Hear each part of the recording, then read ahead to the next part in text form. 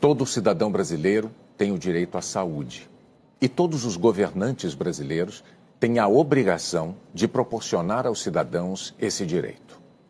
As ações dos governantes precisam ter como objetivo diminuir o risco de a população ficar doente. E não somos nós que estamos dizendo isso. É a Constituição brasileira que todas as autoridades juraram respeitar. Está registrado no artigo 196. A saúde é direito de todos e dever do Estado garantido mediante políticas sociais e econômicas que visem à redução do risco de doença e de outros agravos e ao acesso universal e igualitário às ações e serviços para sua promoção, proteção e recuperação. Mas o Brasil está há 12 semanas sem um ministro da Saúde titular. São 85 dias desde o dia 15 de maio. 2 médicos de formação deixaram o cargo de ministro da Saúde porque pretendiam seguir as orientações da ciência. E o presidente Bolsonaro não concordou com essa postura deles. Primeiro, o presidente menosprezou a Covid, chamou de gripezinha. Depois, quando um repórter pediu que ele falasse sobre o número alto de mortes, Bolsonaro disse que não era coveiro. Disse 2 vezes, não sou coveiro. Quando os óbitos chegaram a 5 mil, a resposta dele a um repórter foi um "e daí?".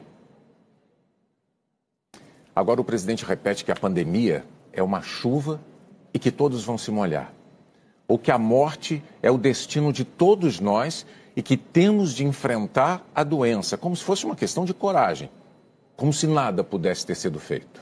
Quando os cientistas defendiam mundo afora o isolamento social como única medida capaz de conter o avanço dessa tragédia, os brasileiros viam o presidente criticar essa iniciativa diariamente, na contramão do bom senso daqueles governadores que a defendiam. O resultado disso foram a confusão e a perplexidade de muitos cidadãos que ficaram sem saber em que acreditar. E um isolamento capenga, insuficiente para atingir plenamente o seu objetivo. No Jornal Nacional você viu aqui filas enormes de desesperados em busca de um leito salvador de UTI. Filas que se formavam e se formam porque os leitos não foram comprados a tempo e na quantidade adequada por prefeitos, por governadores e pelo presidente. Ou porque a falta de isolamento social deixou de achatar a curva de contaminados e sobrecarregou o sistema de saúde. Diante disso tudo, é necessário relembrar a Constituição, porque isso nos levanta uma pergunta importantíssima. Nós já mostramos o que diz o artigo 196. É dever das autoridades que governam o país implementar políticas que visem a reduzir o risco de doenças. E a pergunta que se impõe é: o presidente da República cumpriu esse dever? Entre os governadores e prefeitos, quem cumpriu? Quem não cumpriu? Mais cedo ou mais tarde, o Brasil vai precisar de resposta para essas perguntas. É assim nas democracias e nas repúblicas, em que todos temos direitos e deveres, e onde ninguém está acima da lei.